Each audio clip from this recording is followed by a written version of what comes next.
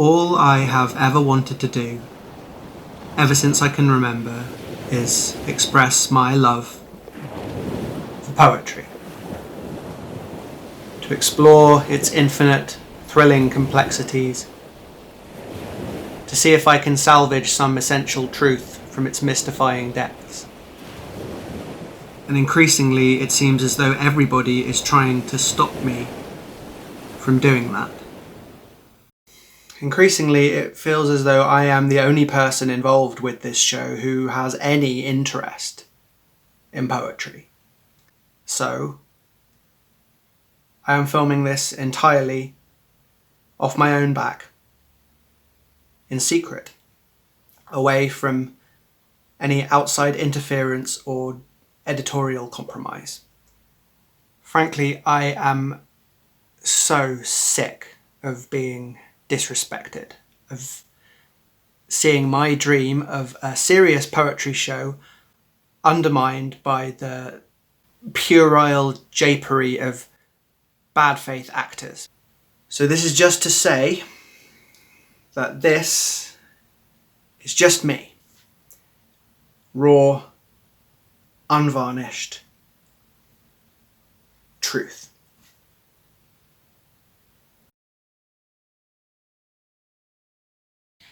As we showed with our exposé of the mysterious Arts Council, this is just to say is not afraid of shining a light on the darker, less explored corners of the poetry world.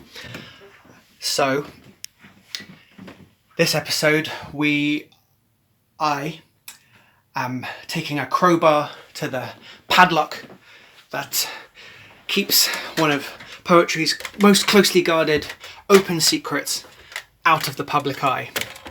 This episode, I am spilling the tea on poetry ghostwriters.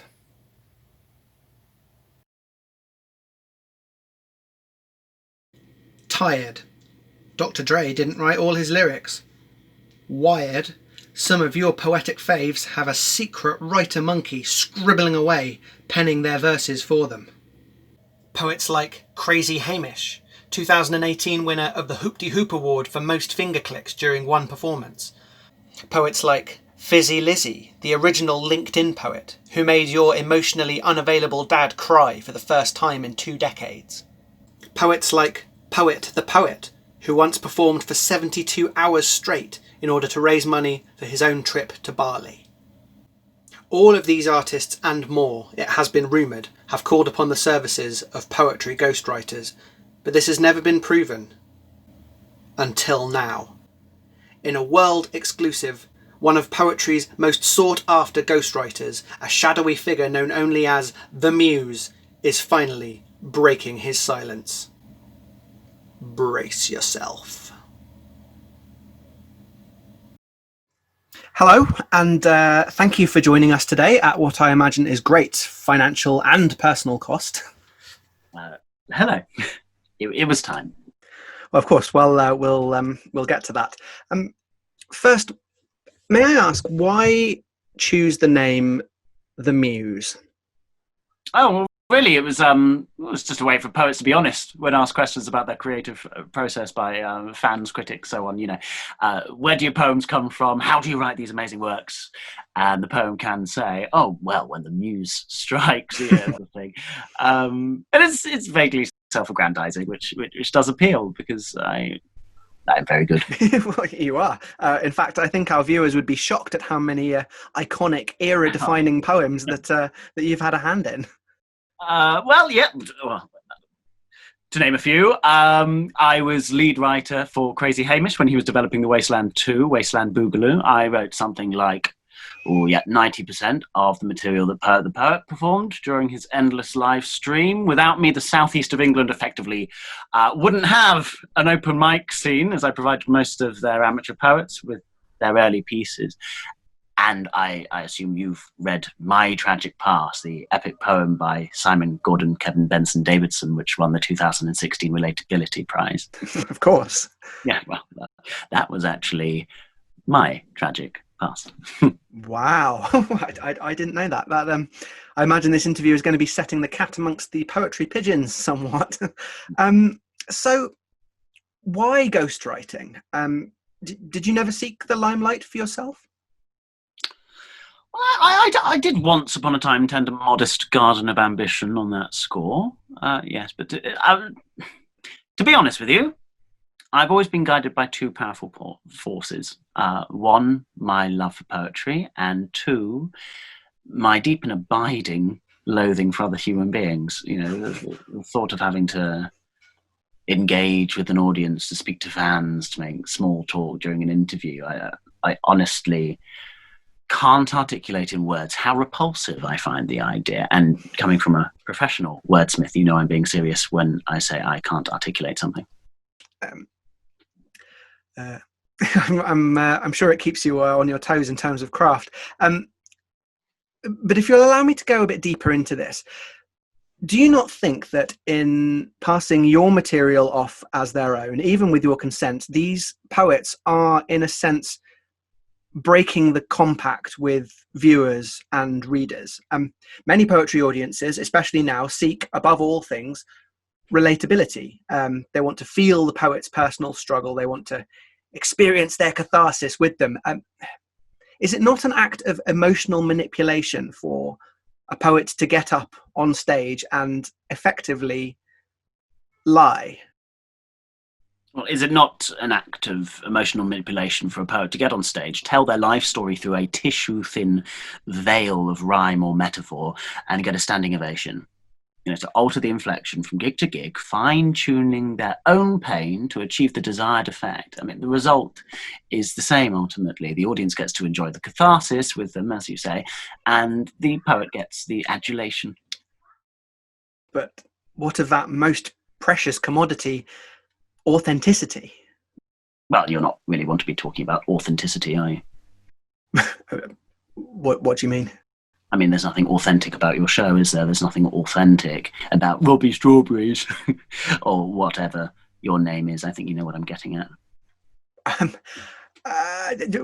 This interview is about you, so if we could get back to the Oh, gladly, yeah. Ultimately, I think that fiction has become a dirty word in poetry, and I think that's quite dangerous. We need to be told a story, spun a yarn, rather than just to go on to a reading to get soaked in pain vomit. If anything, what I do is truer to the spirit of storytelling, because at its heart there is a crafty, beautiful untruth, which in turn enables truth. And as I say, the audience and the poet still get the experience that they crave. If the material is good, who cares if there's a middleman behind the curtain?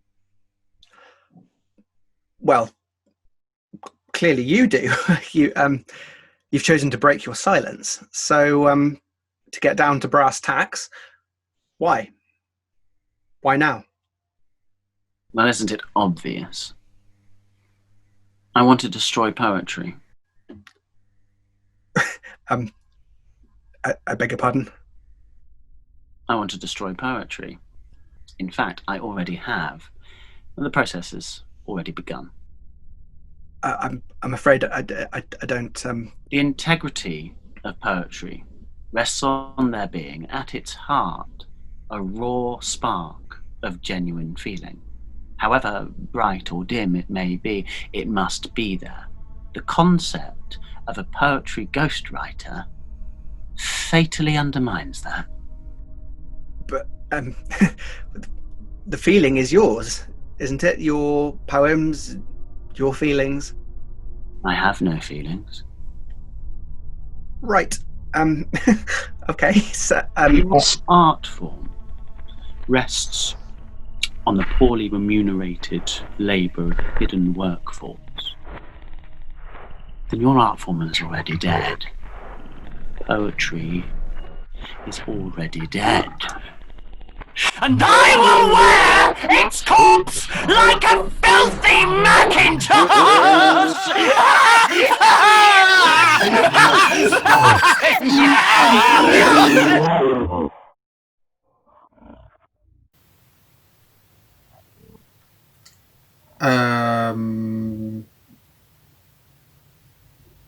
Hello?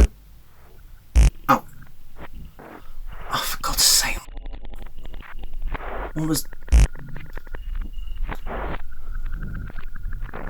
Oh, I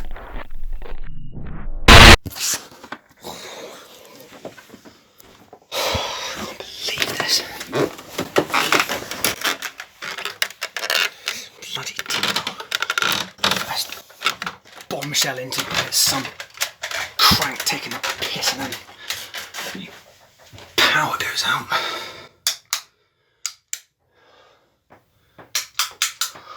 I can't believe this. I'll put him onto this.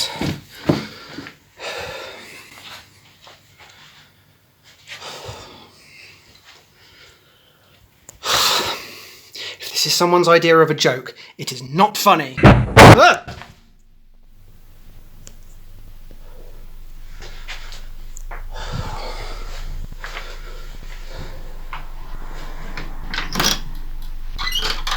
Actually, no. There's nobody there. It's just conveniently timed draft and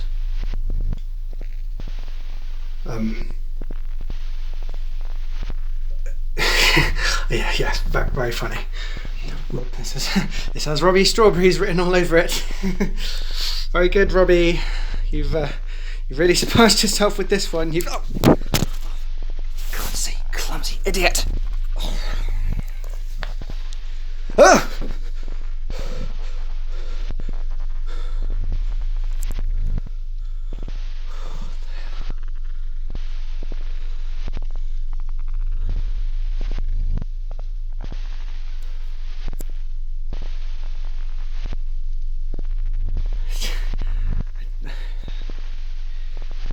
Robbie, really not funny anymore, mate. I'm sure you must have been annoyed to find out I was making an episode without you, but there's really no need for... Oh, God.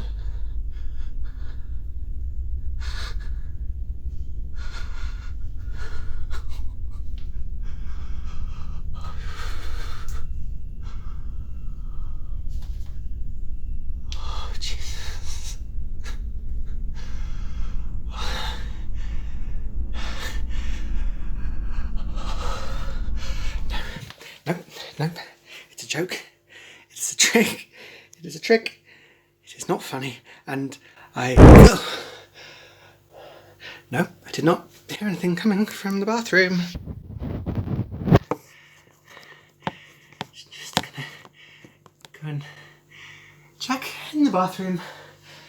There's going to be nobody there. It's going to be fine.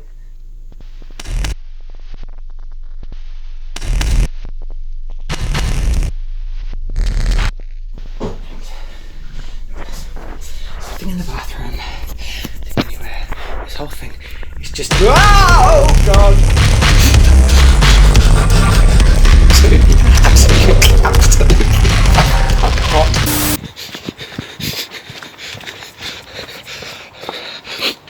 No idea what just happened.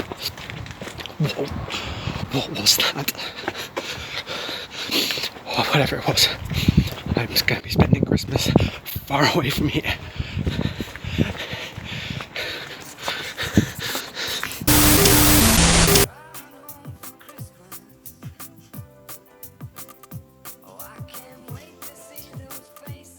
Ed. E to the D. The E, the D, the I, the T, the O, the R. Grandmaster Flash Player.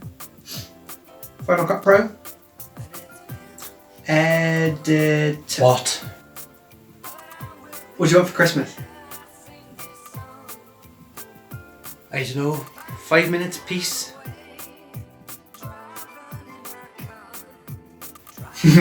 Cool. Nice.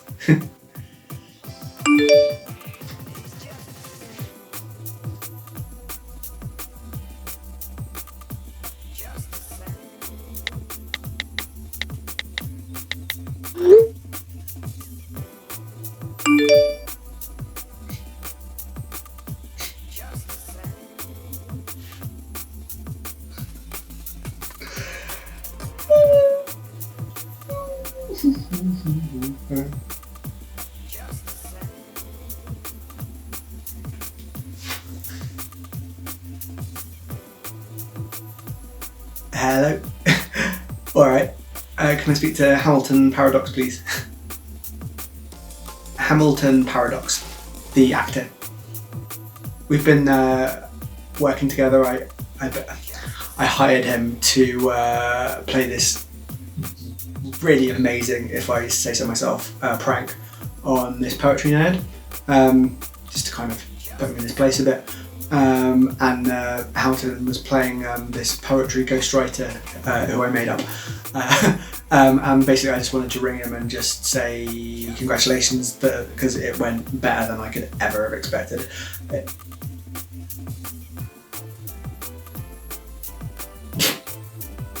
What do you mean?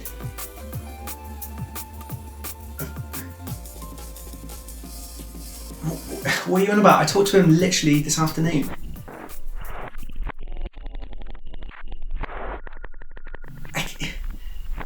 What do you mean he's dead?